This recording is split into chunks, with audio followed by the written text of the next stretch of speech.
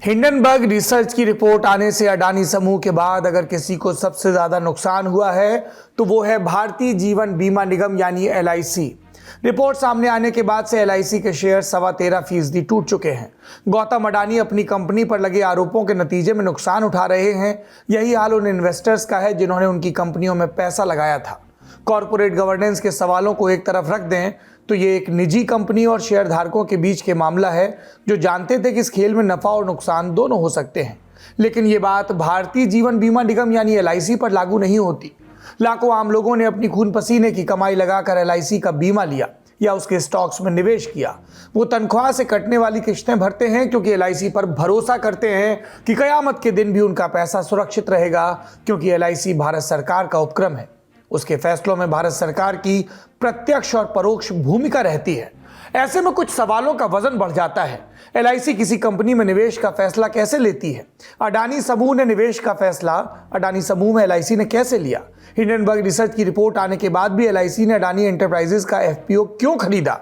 और सबसे बड़ा सवाल, क्या अडानी समूह के चलते LIC को भी खतरा हो सकता है? यही सवाल उन सरकारी बैंकों पर भी लागू होते हैं जिन्होंने अडानी समूह को कर्ज दिया। मिसाल के लिए भारतीय स्टेट बैंक। नमस्कार, सौरभ द्विवेदी नाम है हमारा और इन सारे सवालों के जवाब देने की कोशिश की जाएगी आज के लल्लन टॉप शो में। चूंकि हम LIC के निवेश और उसके तरीके पर बात करने जा रहे हैं, इसलिए पहले इस कंपनी का हाल ले लेते हैं जहां LIC के निवेश की सबसे ज्यादा चर्चा है। अहमदाबाद का अडानी समूह। 3 फरवरी का दिन भी अडानी समूह के लिए अच्छा नहीं रहा। समूह के शेयर जैसे Adani power, Adani total gas और अडानी ग्रीन एनर्जी का लेन देन आज फिर कई बार रुका क्योंकि लोअर सर्किट लग जा रहा था। आप पूछेंगे लोअर सर्किट क्या है? तो बात ऐसी है कि मुनाफाखोरी रोकने के लिए स्टॉक एक्सचेंज पर लिस्टेड हर शेयर को एक सीमा में बांधा जाता है कि एक सेशन के कारोबार में वो अधिकतम कितना बढ़ या गिर सकता है। इस सीमा पर पहुंचते ही लेन देन रोक दिया जाता है ताकि अत्यधिक नुकसान को रोका जा सके। तो अडानी के जिन शेयर्स के नाम हमने अभी अभी लिए थे वो लोअर सर्किट छू रहे थे क्योंकि अचानक 5 या 10% की सीमा तक गिर रहे थे। अडानी समूह का मुख्य शेयर अडानी एंटरप्राइजेज आज 1050 रुपए के करीब पहुंच गया था। इसमें कुछ सुधार भी हुआ, लेकिन 2 फरवरी की तुलना में आज ये शेयर 2% से ज्यादा टूटकर ही बंद हुआ है। इसका नतीजा, अडानी अरबपतियों की सूची में लगातार फिसलते जा रहे हैं। फिलहाल फोर्ब्स की रियल टाइम बिलियनर इंडेक्स में 17वें नंबर पर हैं। उनके समूह का मार्केट कैप आधा हो गया है, लेकिन उनके जीवन में इससे बड़ी समस्याएं हैं क्योंकि अब उनके कारोबार की साख कम हो रही है और निगरानी बढ़ रही है। और ये हमारी राय नहीं है, ये कहने के ठोस आधार हैं।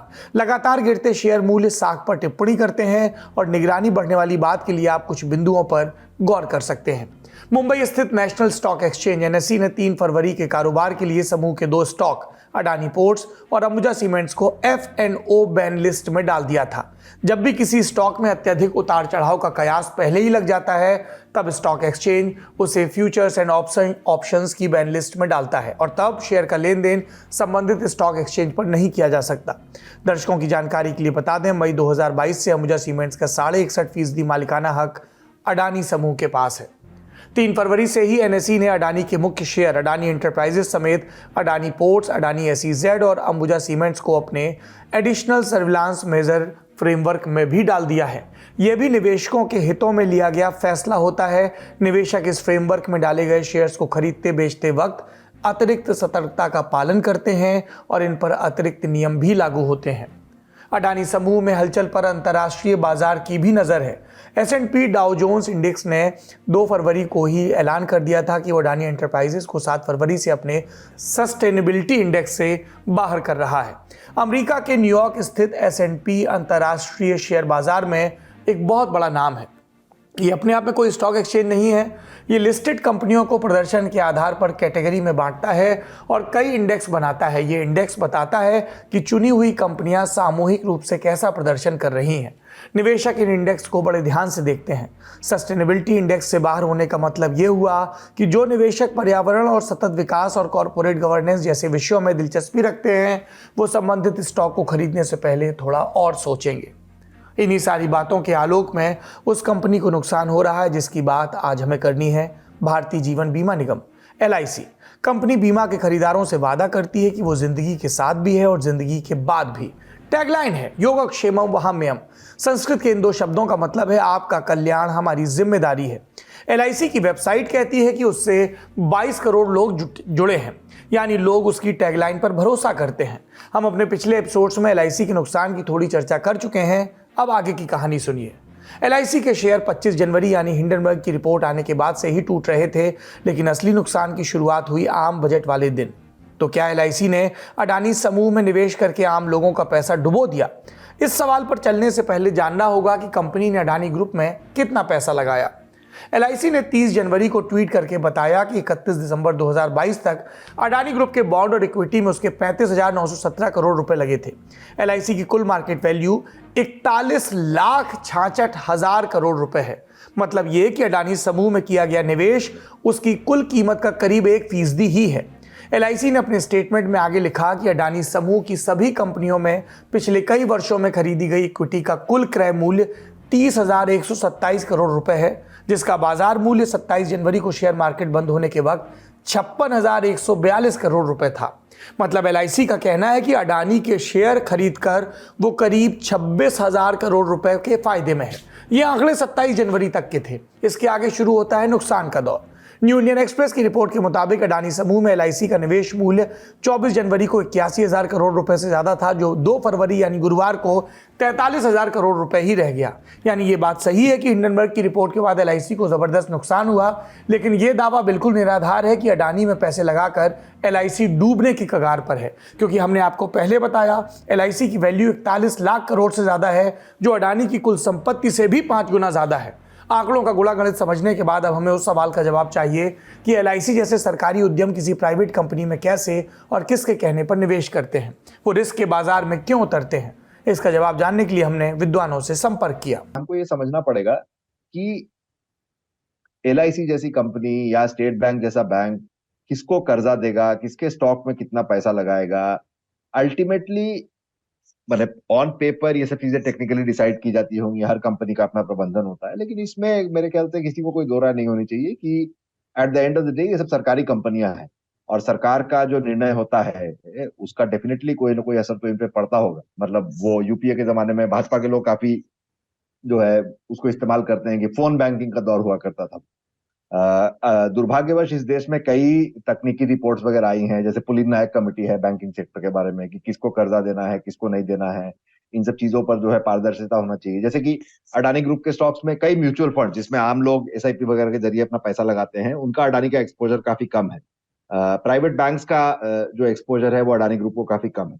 तो ये एक बड़ा सवाल है और मेरे ख्याल से इसको लेकर के जरूरी है कि हमारे देश में जो स्टॉक मार्केट रेगुलेटर है, जो बैंकिंग रेगुलेटर है, इन सब चीजों को न सिर्फ अडानी पर बल्कि ऐसे तमाम तरीके के आरोपों पर जो है खुल करके चर्चा करनी चाहिए, उनको पारदर्शिता बरतनी चाहिए। नहीं तो भारतीय बाजार में, भारतीय रेगुलेटर्स में जो है न सिर्फ विदेशी पूंजी का बल्कि देश के लोगों का भी काफी पैसा लगा हुआ है और उसमें विश्वास कम होने से बड़ा नुकसान हो सकता है। हिंडनबर्ग की रिपोर्ट के बाद जब अडानी समूह गोते खाने लगा, उस नुकसान के बीच भी LIC ने समूह के FPO खरीदने में 300 करोड़ रुपए खर्च किए। हालांकि बाद में अडानी ने अपने FPO वापस लेकर पैसे लौटाने की बात कही, लेकिन तब तक सवाल उठने लगे कि आखिर LIC ने नुकसान के वक्त अडानी में निवेश क्यों किया।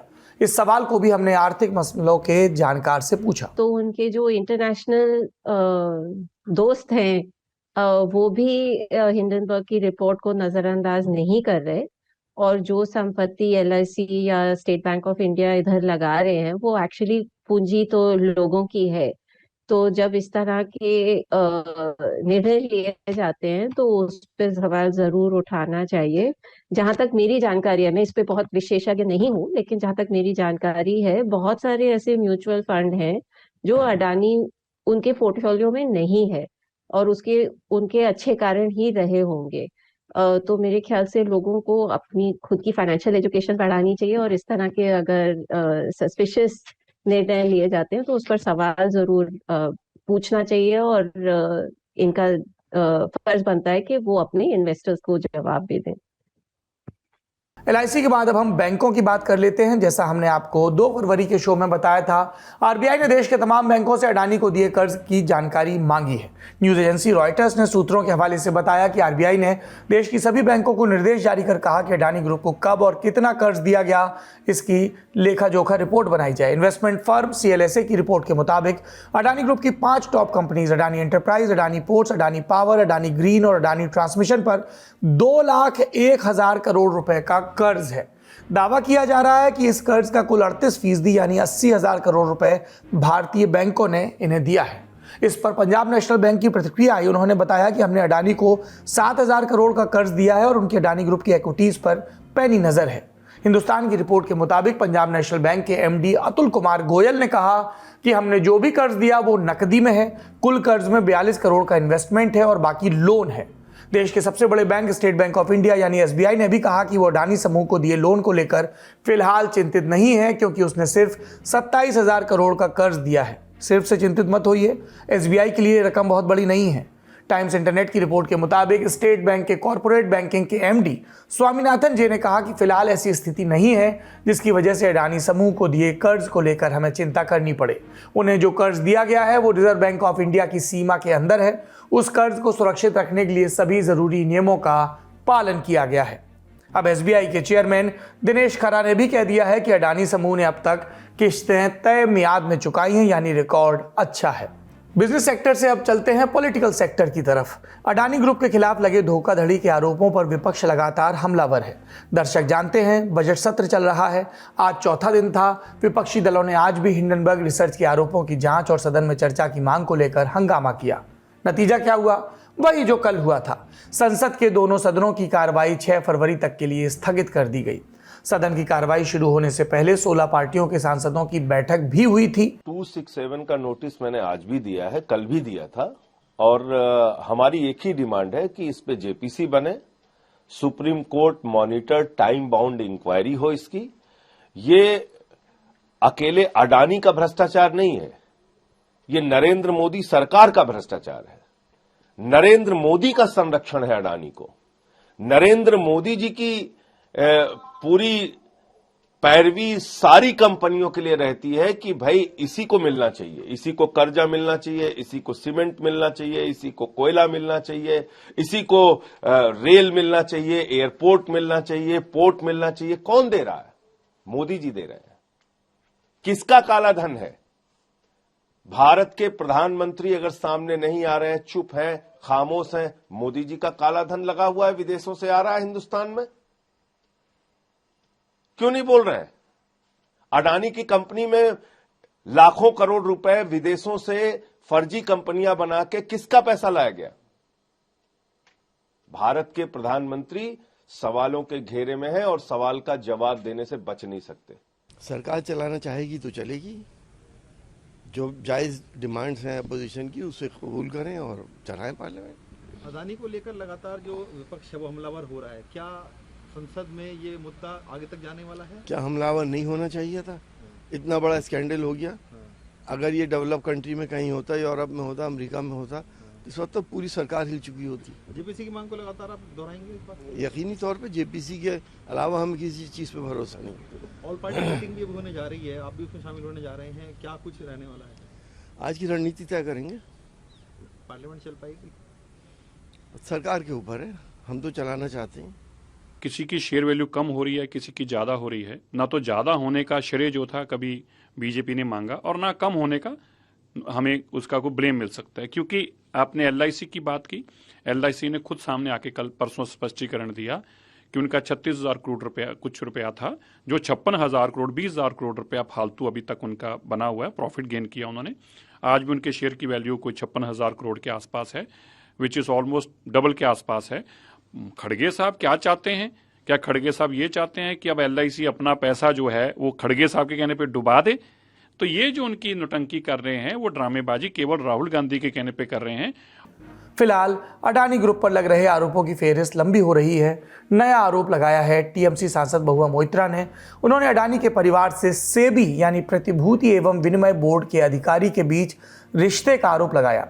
3 फरवरी की सुबह महुआ मोइत्रा ने ट्वीट कर कहा कि दिग्गज वकील सिरिल श्रॉफ का बड़ा सम्मान करती हूं, लेकिन उनकी बेटी की शादी गौतम अडानी के बेटे से हुई। Shroff corporate governance and insider trading पर सेबी की समिति में काम करते हैं। अगर सेबी अडानी मामले की जांच कर रही है तो श्रॉफ को चाहिए कि वो खुद को सेबी से अलग कर ले। कुल जमा बात यही कि हिंडनबर्ग से शुरू हुई कहानी का सार साख और भरोसे से जुड़े सवालों में है। साख सिर्फ अडानी की ही नहीं, एलआईसी जैसी सरकारी कंपनियों की भी और भारत सरकार की भी, जिसके पास इन कंपनियों का स्वामित्व है। हम वही बात दोहराएंगे जो हमने पिछले दिन कही थी। नियामक संस्थाएं जितनी जल्दी स्थिति को साफ करें उतना बेहतर है, क्योंकि देश की सरकार की साख का सवाल है।